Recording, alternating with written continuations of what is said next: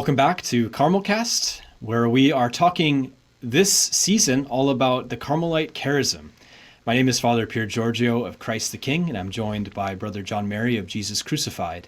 And CarmelCast is a production of the Institute of Carmelite Studies Publications. You can visit us online at icspublications.org. Now, ICS Publications is the English language publishing house of the Discouragement Carmelite Order, and on our website, you can find English translations, contemporary English translations of the writings of the Carmelite saints, including St. Teresa of Avila, who we'll be talking about today, St. John of the Cross, St. Teresa of Lisieux, St. Elizabeth of the Trinity, and St. Edith Stein, or St. Teresa Benedicta of the Cross, as she is known also. And during our season, as it's airing during the month of November and December of 2021, you'll find in the description of these episodes various promotions, usually having something to do with the interviews that we're doing in the second half of all of these episodes. And we ask a very important question to those who we're interviewing, and that is, what Carmelite books would you recommend? And so we're doing our best to offer discounts on those books when they are available and in stock. So be sure to check out our website. Again, that's www.icspublications.org. Today on our episode, we're talking all about something that was very dear to the heart of St. Teresa of Avila, and that is why we shouldn't become discouraged in the midst of our sin. In particular, we shouldn't be discouraged with our prayer and offering time for prayer in the midst of sin. And I think this ultimately comes from a few different avenues. You know, we can feel that we're experiencing setbacks in our spiritual life or in the moral life. And if we don't deal with these setbacks, or we don't understand these setbacks appropriately, they can trick us, or we can, as a result of being discouraged or feeling shame, we can turn away from prayer, which causes us to turn away from seeking a relationship with God. So we're basically shooing away the very means of returning to a relationship of grace. And in the midst of our sin, it's very important to find our way back. And prayer is ultimately our way back. And this is what St. Teresa is talking about in the section that we want to talk about today. Yeah, I love the fact that in this section, I mean, Teresa deals with this in a very personal level, with this concept of discouragement in prayer due to sin and other things. And so it's great that even before kind of our understanding of modern psychology, here we have St. Teresa writing and sharing about her firsthand experience and struggle with this, and then how she was able to overcome the difficulties. Yeah, and the fact that she shares her experience is a help to us because she is a doctor of the church. Yes. And if there's hope for her, there's hope for us. So I think she's an excellent witness in regard to keeping and maintaining a relationship with God through prayer, even when we struggle. Now, I think there's like a whole gamut of situations that might lead a person to give up on prayer. And the three, I think, main ones is habitual sin. So when we're kind of stuck in a cycle of habitual sin, whether it be grave sin or venial sin. When another way that we may be discouraged or we may be tempted to give up on prayer is when there's an apparent lack of progress in the spiritual life. And I think the final way in which we can become discouraged is that when the time that we spend in prayer, the period of time that we dedicate to prayer, when that becomes difficult or distracted or laborious. Now, today we're going to kind of more focus on sin and how sin and discouragement are related. If you're interested in the other two kind of ways in which people might be tempted to give up on prayer, we do talk about this in our first season. And in particular, if you're looking for some insight into what it might mean if you see kind of an apparent lack of progress in your spiritual life, episode 2 of season 1 is particularly helpful on that, on modes of prayer. And then episode 3 and 4 related as well. And then when prayer is difficult or distracted or laborious, you may turn to episode 5 of our first season, which is titled Difficulties in Prayer. So 2 kind of plugs there for earlier episodes that we've done kind of on those topics. But today we really want to focus more on sin and sin as discouragement. So speaking of sin and temptations, St. Teresa of Jesus was convinced that perseverance in prayer is ultimately the solution to sin and temptation. And she writes in chapter 8 of the book of her life, "If the soul perseveres in prayer, in the midst of the sins, temptations, and failures of 1,000 kinds that the devil places in its path, in the end, I hold certain the Lord will draw it forth to the harbor of salvation, as now it seems he did for me." So she's speaking from her own experience, right, in this, that in the midst of all of her temptations, in the midst of all of her stressors in daily life, and her failures of 1,000 kinds, she writes, that the devil placed in her path, that prayer for her was ultimately that safe harbor for her.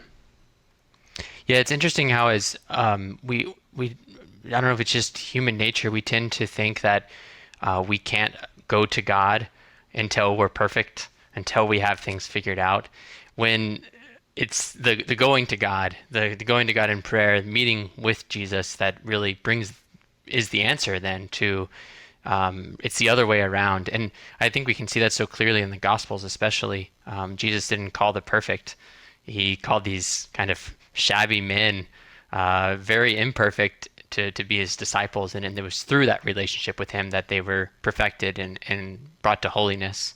And that's the same thing for us. For us, is we don't need to wait till we reach a point of freedom from sin before we go to God in prayer, but rather it's by going to God in prayer that he will free us from our sins.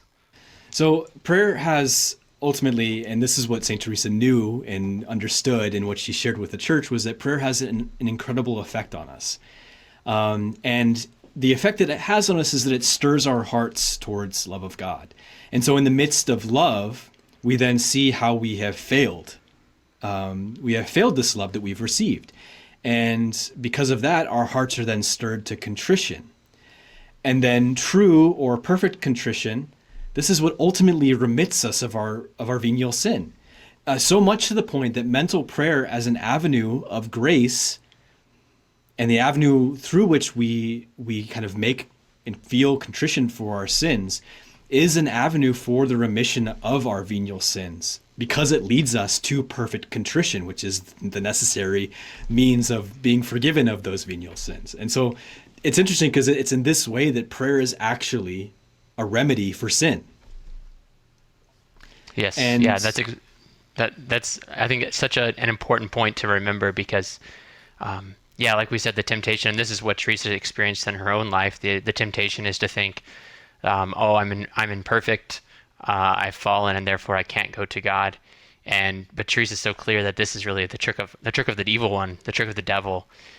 So he can win twice. Not only does he win in our sinning, but then he wins in our failure then to return and cling even more so to God.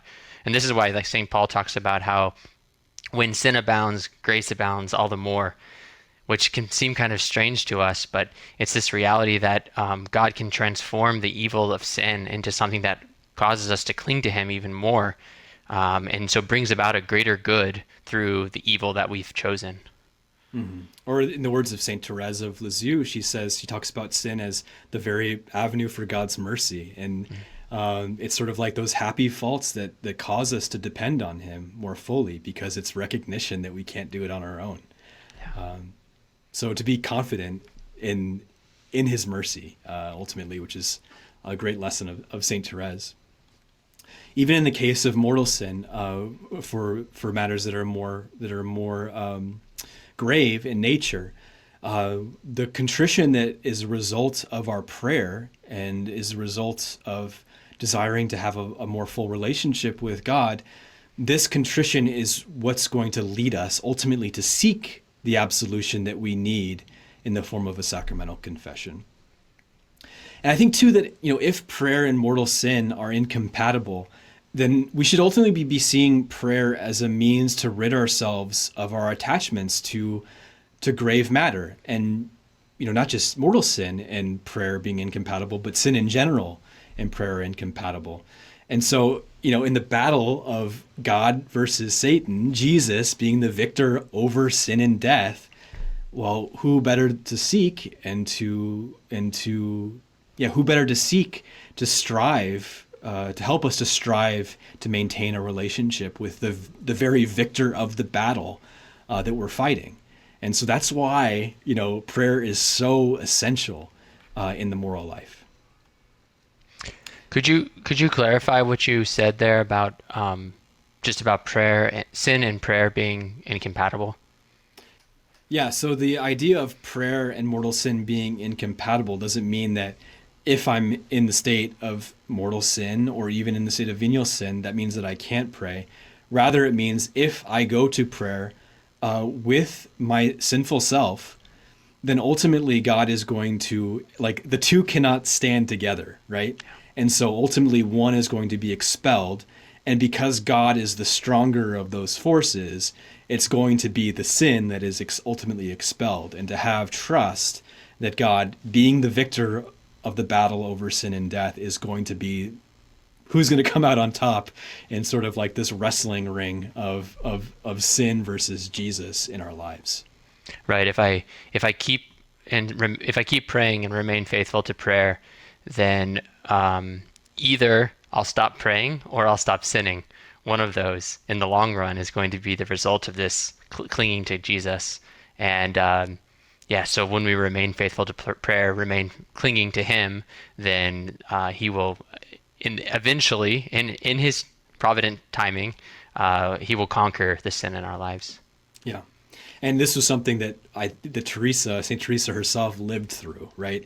She, she says for 20 plus years of her life, or maybe it was for an extended period of her life, many years, she felt that she had, she was commanded by her spiritual director to continue praying, which she took very seriously because, in her own, maybe in her own lack of confidence in what she was doing being the right thing, the spiritual director helped her and confirmed in her that yes, prayer is good. She kind of was living two lives, but ultimately she talks about how it was almost like a punishment for her, and it led her to penance and to grieve over her sins because she was seeing simultaneously how broken she was, and then on the other hand how good God was to her and how much that He loved her. Mm-hmm. Yeah, I think that's so essential, is keeping both of those aspects in mind. Not only our sinfulness, but God's love and mercy. Because if we overemphasize the sinfulness, then that will lead to this discouragement. If we ignore our sinfulness, that's not healthy either. There needs to be this balance that our sinfulness, our weakness, should cause us to turn even more to God's love and mercy. Yeah. Yeah, and it's ultimately going to be the remedy for us. She says in the book of her life, in chapter 8 again, she says, it is that in spite of any wrong they who practice prayer do, they must not abandon prayer, since it is the means by which they can remedy the situation. And to remedy it without prayer would be much more difficult. May the devil not tempt them the way he did me, to give up prayer out of humility. And so here's she gives us in this quote actually one kind of example of why we tend to avoid prayer when we're discouraged by our sinfulness. She talks about the idea of false humility. And this was ultimately the reason she gives for herself that she gave up prayer at one point in her life. And because she felt it was a sense of, out of humility, she didn't want to offend God, being a sinner, coming to Him and bothering her with her needs, right? And she says in chapter 7 of the book of her life, this was the most terrible trick the devil could play on me, under the guise of humility, that seeing myself so corrupted, I began to fear the practice of prayer. It seemed to me that since in being wicked I was among the worst, it was better to go the way of the many, to recite what I was obliged to vocally and not practice mental prayer, and so much intimacy with God, for I merited to be with the devils. And here she's speaking of mental prayer, and specifically, and for her and for St. Teresa, mental prayer is is that friendship relationship with God that we spoke about last week. Yeah, I think a lot of this comes down to our image of God, who God is, and how we approach Him. Because I think if we view God as this demanding sort of Lord, we can be. I think it is humility not to approach Him because of our littleness. Whereas, like one thing that Therese talks about so much is in her great confidence, then is rather we should be almost excited to run to our Father in order to tell Him of our faults, of our wrongdoings, because in some way it causes Him not to love us less, but rather to love us more for our our openness and willingness to reveal that part of ourselves to Him. So I think another thing that for us, a way in which we tend to avoid prayer as a result of our sinfulness is shame. And this is something that St. Teresa experienced as well. She talks about this at the very beginning of this passage that we're referring to, which is chapters 7 and 8 of the book of her life. She says, "Since I thus began to go from pastime to pastime, from vanity to vanity, from one occasion to another, to place myself so often in very serious occasions, and to allow my soul to become so spoiled by so many vanities, I was then ashamed to return to the search of God by means of a friendship as special as is that found in the intimate exchange of prayer." So it's this idea that because I've just spent the last days of the week going from vain thing to vain thing, from something aside from God to another thing, that then I no longer deserve this relationship that is so good and that is so beautiful and is so intimate. I don't deserve that, so therefore I'm not going to give myself that good. Mm. And I think the danger there is that we don't give it to ourselves. It's God who's giving it to us, and who are we to say that we don't deserve it? Yeah, we can become like Adam and Eve in the garden, like hiding from God, or like covering up our weakness and vulnerability, rather than out of this sense of shame, rather than running to Him. Yeah. So I think ultimately, something that St. Teresa experienced in all of this, she was sort of set free by this, by being affirmed, like we mentioned, by her spiritual director, in continuing to practice mental prayer in her life. And it wasn't easy for her. And so we shouldn't think that it's going to be easy for us either. This having two masters, I guess that might be a good way to describe it. Having two masters it's not, doesn't feel good. It's because of that idea of guilt and shame that we experience. But it's so necessary, because ultimately, it should feel like a battle sometimes, because it is a battle. It's a battle that God is fighting within us. But we have to cooperate with the one who we know is ultimately going to be the victor, because He's already conquered sin and death on the cross. Yeah, and it's uncomfortable because for that very sake that He is in that time of prayer, purging us, cleansing us, purifying us of that other Lord that we serve. And so that's not always a comfortable experience, but it's necessary, and it's for our ultimate good. Yeah. Yeah, and so just to wrap up this little conversation, so St. Teresa speaks in particular of two, strategies or solutions for those who are struggling between being devoted to prayer and having attachment to sin or inordinate affections or imperfections, be they venial or grave. The first one, the famous solution of St. Teresa, which is determination, right? When you fail, get up again and try again, right? And sometimes I think, this can be a great help for people to say, even especially with regard to habitual sin.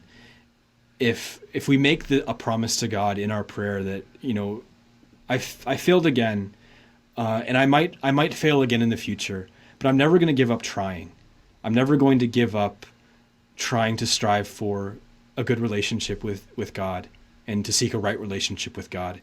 And I think us praying that, it has an effect on us in the sense that it's determination. It's an act of determination. It's an act of faith that God is walking with us through the midst of all this. And that's why I think, I don't know, determination is so important for Teresa, and I think it's so important for us as well. And the alternative is despair, which is really probably the greatest victory of the devil, because not only do we fall, but it's that we fall and then we aren't inspired then to return. So that's really like the ultimate victory then of the devil would be grave despair. Yeah, to the extent that we never get up again. Yeah. And then the second thing that Saint Teresa enjoins on us to help us in the battle against sin in our lives is good spiritual friendships. And she says, this is a quote from her in chapter 7. She says, "Spiritual friendship is so extremely important for souls not yet fortified in virtue. Since they have so many opponents and friends to incite them to evil, I don't know how to urge it enough." So it's this idea, there's plenty of people and forces out there in the world that are trying to, get you to despair and get you to not seek spiritual maturity and growing in virtue, that we need people in our lives who are going to help us in that regard and to promote us and to support us and to be that rock for us in a real way. Yeah, and I think Teresa experienced that on many different levels. The one we probably hear about most often in her writing is through spiritual directors or confessors. Those were some of her close spiritual friendships that encouraged her in her pursuit of holiness. But then apart from that, we also hear about her family. She talks in chapter 7 about the huge impact that her father had on her through this sort of spiritual friendship she had with her father, to return to prayer after giving it up. And then also she had close friendships with other friends, like other sisters in her community and other lay people as well. Yeah. Well, so speaking of friends of Jesus, I had the distinct pleasure and honor of speaking earlier this week with one of the great friends of Jesus, the sisters, the Carmelite Sisters of the Most Sacred Heart of Jesus of Los Angeles. And in particular, I spoke with Sister Regina Marie about her vocation, about the Carmelite Sisters of Los Angeles, an active congregation of Carmelite Sisters, and what they do and how they live the Carmelite charism as friends of Jesus and devoted to prayer. So when we come back from a short 5-second little interlude, we will hear from Sister Regina Marie. So please stay tuned.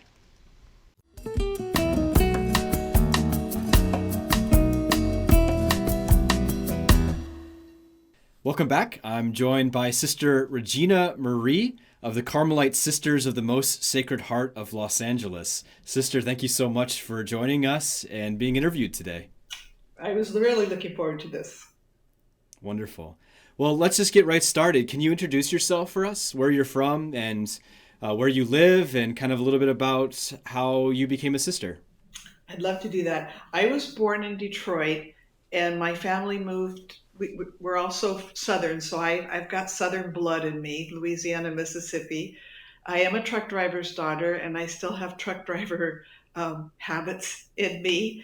I live right now, I grew up in a suburb of Los Angeles, probably 40 miles out of Los Angeles. I met the Carmelite Sisters when I was in 7th grade, and this is a little bit of confession. But the reason I went to the retreat was because the way my classmates described it, I didn't know what a retreat was. I didn't know. So the way they described it, I thought I was going to a Catholic slumber party. And I behaved accordingly. And the following year, when they asked me, not the sisters, but the girls asked me if I'd like to go back and make another retreat, yeah, why not? That was really fun. And I went with the same spirit. And when I walked into the library, the sister, now mind you, our retreat house serves an average of 6,000 retreatants a year. But she saw me and she took one look at me and walked over and said, "This year you will cooperate." Sister, chill, what is your problem? But I really behaved in the same way. I was immature. I was not looking for God. I was completely clueless. And the beauty of it is he comes to meet us where we are. Mm-hmm. We don't have to be Absolutely. someplace holy and he's going to now reveal himself. He comes to us where we are. And the sisters had us on the floor. We were all, 13-year-olds, 8th grade, probably about 50, 60 girls. And this was in the late 60s. So the novices were sitting on chairs and we were sitting on the carpet, and they were with the guitars. And their sole purpose was to get us tired and relaxed so that we would go to bed so they could go to bed because they were going to get up early. And I was goofing around on the floor, was not paying attention. And if this is late 60s, we were not singing praise and worship. We were singing folk songs. Where have all the flowers gone? You know, just good, wholesome folk songs. And I had an experience of God. And I knew that I was held, that he could see everything about me through me, anything that affected me, he knew all of it, and he desired me. I don't know how long this lasted. I was completely oblivious of my surroundings. And I at that age of my development, I was very used to consulting my mother for everything. Mom, does this look good? Does this match? Do you think did you like that guy? Whatever. I was just consulting my mom all the time as a 13-year-old.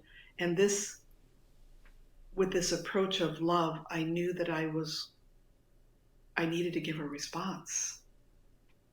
And I didn't have an ounce of hesitation. Yes. And the minute I said, yes, I want this love, this being held, this being known and being seen. With that, yes, I knew intuitively it meant Carmel. I didn't know what Carmel meant, but I knew it was those nuns, and whatever they're doing, that's going to be me someday. And when I kind of became aware of my surroundings, I'm still a 13-year-old because I am bawling. And my first cognizant thought was, oh, I hope my friends don't see me like this. Mm-hmm. Like, still a kid. And yet the irony of it, no one mentioned it. No one saw me. And I slipped upstairs and I wept during the night with just release, with just peace. And when I woke up the next morning, I was free and I was grounded. That was 13 years old, and I entered when I was 20, and I tried to bargain out of the vocation many times. But I found that when I started to bargain out, I always had to work hard. And when I was trusting and surrendering, it fit. Everything came easily. It came so much more naturally to who I really am. It's amazing the way that when God changes our lives, I mean, you can't go back from that. And so it sounds like God changed your life at 13. And I couldn't deny it. I didn't deny it then. I never doubted that it was God, even though I tried to bargain out. It's still living. So could you give us a little bit of a history of the Carmelite Sisters? How did they get started? It's fascinating, and I think it's a witness and a word for today, because our foundress, her name was Maria Luisa Josefa de la Peña from Mexico. And as a young girl, she wanted to be a sister. And her father, which was practice at the time, her father arranged a marriage for her. And Maria Luisa, they called her Luisita. Luisita saw that as the will of God.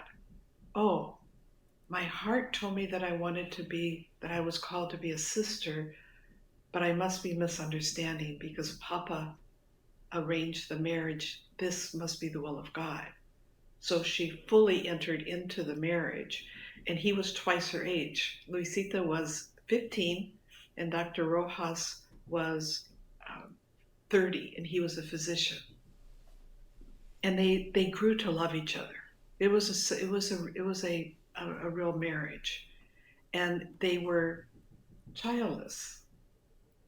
And it was Dr. Rojas that said, Luisita, you know why the Lord has not given us children? Is that he has already given us children. Look at the orphans on the street. So he was a physician, and he turned down a lucrative offer, because if he went into Guadalajara to take the position, he would leave the town Altotonilco where they were without any medical assistance. And Luisita would go house to house to encourage people to trust her husband. And they bought a little house, and they created a little hospital. And then that was growing and functioning and serving. Then they got another little house for the children that were on the streets. And that began their orphanage. They were married for 14 years. People from the parish they were contributing and helping and volunteering. And after 14 years of marriage, her husband contracted a disease. And it was actually at the beginning of Lent when he was diagnosed, and he was a physician and he knew what way it was going. And Luisita stayed with him at his bedside the whole way through. And he died on Holy Saturday, and the priest that attended him told Luisita, I have never been in the presence of a man more prepared to meet his God than your husband. Now we look back, she was grieving, she was lost. She put herself into keeping the hospital going and keeping the orphanage, but her cared for, and the children well cared for, but her heart was broken. She was in love, and she was a widow at the age of 29. It was like 4 or 5 years after he died. She felt that she had the hospital and the orphanage in good administration. Lay people were, and it was stable. She left and entered the cloister of Santa Teresa in Guadalajara. That's where she had wanted to enter before the marriage, and she felt that our Lord had now freed her to follow her true vocation. When she was in the cloister, she was happy. She loved it. She loved the sisters. She loved their schedules. She loved their way of life. And she kept hearing the children's voices. She kept thinking of the dying. And it was the bishop who was the first one who came back to her and said, we're losing. That was the first time. He did it twice. But he said, we are losing the hospital without you. We're losing the orphanage without you. Would you consider coming back? I will send a priest to direct a retreat for you to pray.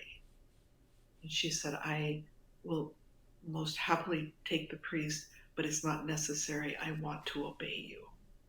And it corresponds with the movements of my heart. So she left. And women kept coming to help her, and they would work with her during the day. And then at night, they would go back to some house, her house, I presume, and they would help with the children's mending. They would iron the children's clothes and mend them and get them ready for the next day. And they loved to be with her because she would speak to them about God. And their hearts would burn, and they wanted to be near her. They wanted to help her. This was the time of the persecution in Mexico. Like the government went in waves of persecuting Catholics. And it was starting to rise again. It was the second rise. And the bishop got nervous because these women were starting to look like nuns, starting to like this is not tolerated. It was a federal offense to take vows. It was a federal offense for a priest to celebrate Mass. This is dangerous. And these women were starting to smell and act like nuns, and he didn't want more trouble. So he asked Luisita to go join a community that was already established, the Sister Servants of the Blessed Sacrament.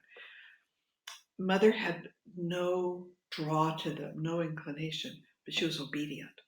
She was with the Sister Servants of the Blessed Sacrament for 3 years. And the bishop came to her and said, I am losing the orphanage and I'm losing the hospital, and we can't afford to lose it. Would you return? So on February 2nd, 1921, those women were given the permission to begin living the life of Carmel. Now, it had to be very humble because of the poverty, and it had to be very secret because of the persecution. But it was a very joyful, full, enthusiastic, fervent gathering of the sisters as they began wearing the Carmelite habit and observing the traditions that she had learned in the Carmel. And the Carmelite nuns were very close to her, and they gave her anything she needed and provided, and she provided for them. And it's still to this day is a very close relationship. We had 5 sisters imprisoned. We had no sister violated, physically harmed, no sister martyred. The sisters were protected. But Mother felt so responsible. Mother Luisita took 2 sisters and boarded a train and went to a foreign country. She had no clue. There's no telegrams. She had no clue if she would be received. And yet the bishop then of Los Angeles was Cantwell, and he understood the plight and the suffering of the Mexican people, and he welcomed her with open arms. Oh, beautiful. That was 1927. It's so beautiful. And so now both communities of sisters are still in existence, right? And very close. And then when the year that we came in June of 27, the Carmel where Mother had entered came in this following September or October of the same year. They settled in the Archdiocese of San Francisco. Cristo Rey, viva! Oh, Cristo beautiful. Rey. Within the Carmelite family, speaking about nuns versus sisters, what is the role of sisters within the Carmelite family? When you say Carmelite, you think of Mount Carmel. Mount Carmel is the place where you think of enclosed garden, the place of encounter. Every spirituality has a message of the gospel, a dimension of reflecting the heart of Jesus. Mm-hmm. Everybody has, every order does. Von Balthasar says everybody has something to give, but von Balthasar was a Jesuit theologian. He's not a Carmelite, so he's not biased, okay? But he says Carmel has the most fundamental gift to speak, because Carmel is the order of encounter, the order of the presence of God. Carmel speaks the word that every human being is made for communion with God, that every human being is capable of hearing God, of communicating with God, of coming to know the heart of God. So that's the fundamental word of Carmel, whether we're friars or sisters or nuns, is to invite people to know God, to be in communion with Him. Sisters do it primarily by the way we live that's visible. We're seen. The way we word it in our community is that we exist to stand in the presence of the living God and with Mary to make known, to make visible, to make palpable the love of the heart of Jesus. And how do we do it? First and foremost, by the way we live. That our sisters really are real sisters to one another. Then it overflows, and then we take it to the child. We're in education, and every one of our children who graduates from our school, we have education from preschool all the way through high school. Our students, our graduates, should be very at home in prayer with God. We accompany our elders. The same gift that Mother Luisita had in accompanying her husband was the seedbed for our companionship now for our elders and their families, and leading them in this process as a way of encountering God.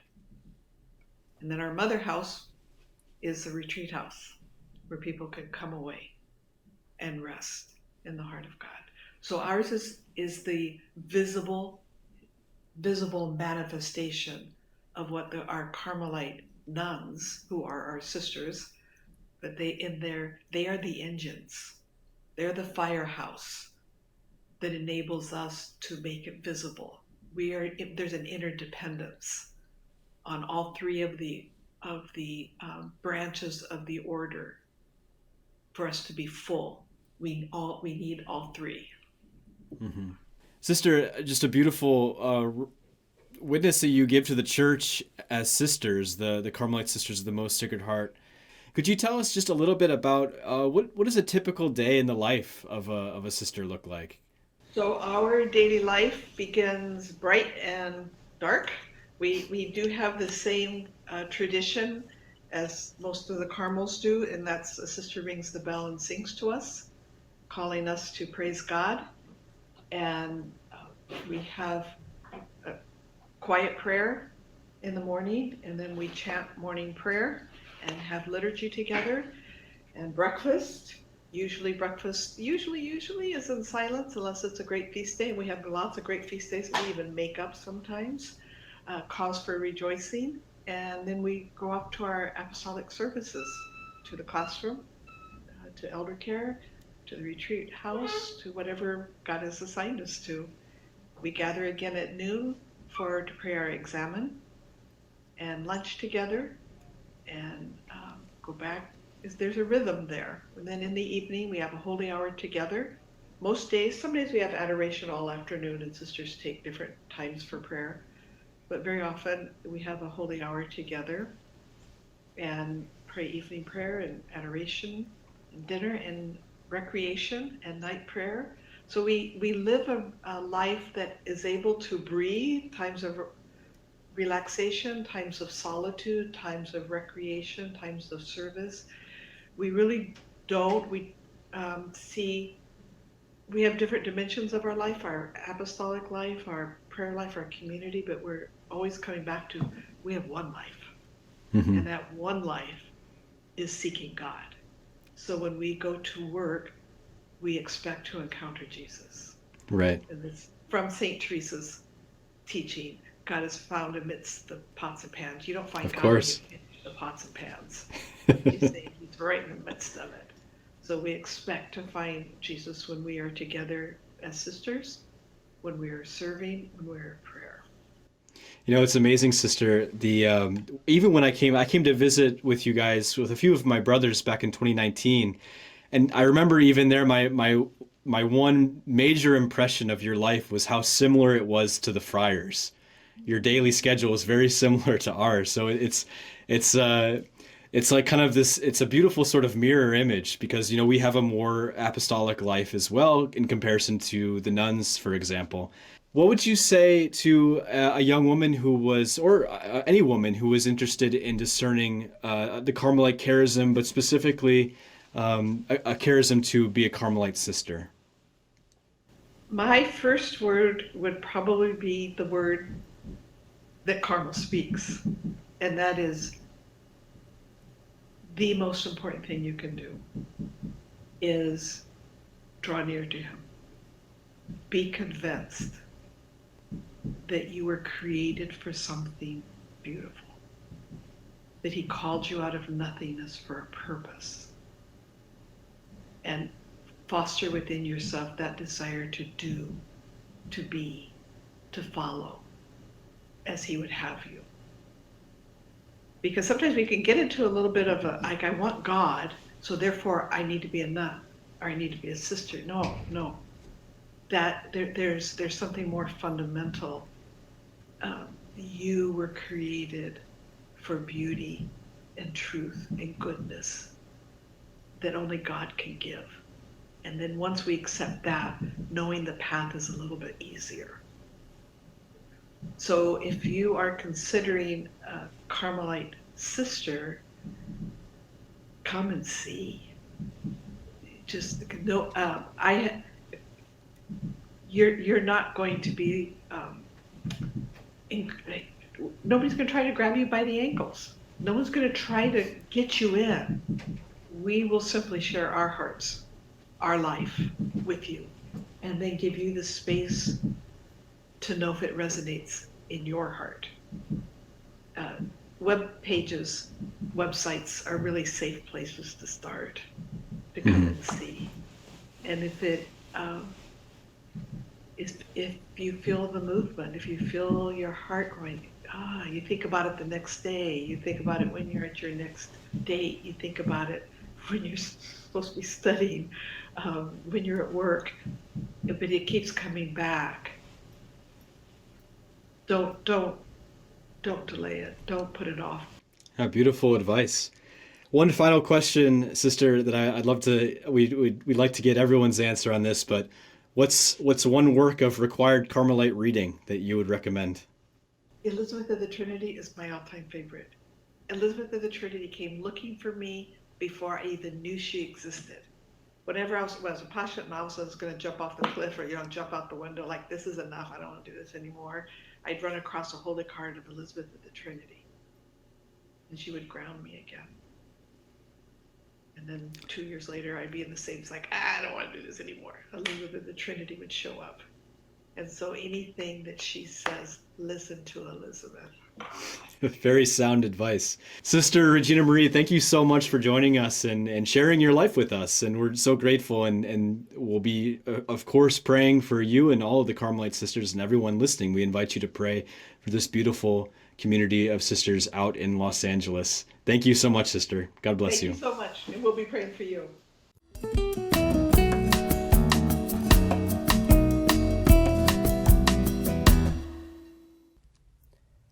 Hey everyone, Brother Pier Giorgio here. Thanks for checking out this episode of CarmelCast. If you want to hear more of us, don't forget to click subscribe. Also, be sure to click like if you enjoyed this episode, and maybe even leave us a comment. We post discussion questions down below to get the conversation going. Want more information on Carmelite spirituality and the Discalced Carmelite Saints? Then you'll want to check out our website, www.icspublications.org. There's a link in the description of this episode. From here, you can see all our current promotions and access our complete catalog for the writings of St. John of the Cross, St. Teresa of Avila, St. Therese of Lisieux, St. Elizabeth of the Trinity, and St. Edith Stein. If you want to stay up to date on all our promotions and new titles, then be sure to add your email to our email list. There's no better way to stay up to date on the latest Carmelite publications. Thanks for joining us, and may God bless you.